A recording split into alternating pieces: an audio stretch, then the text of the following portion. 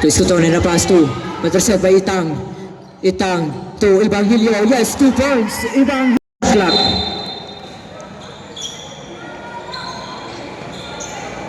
To Evangelio. Evangelio jump. Yes, 2 points. Evangelio. To Clitar. Clitar. And a pass to intercept by Vinya. Intercept again by Canilio. Canilio to Evangelio from the rainbow. Bang! 3 points. To Evangelio. Evangelio jump.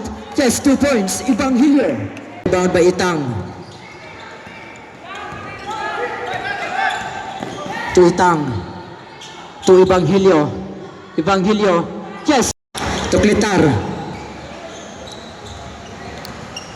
40 seconds. Clitar, 15 seconds to shoot. To Comprado. Back to Clitar. 10 seconds to shoot to Evangelio. Evangelio drive. Yes, 2 points. Evangelio.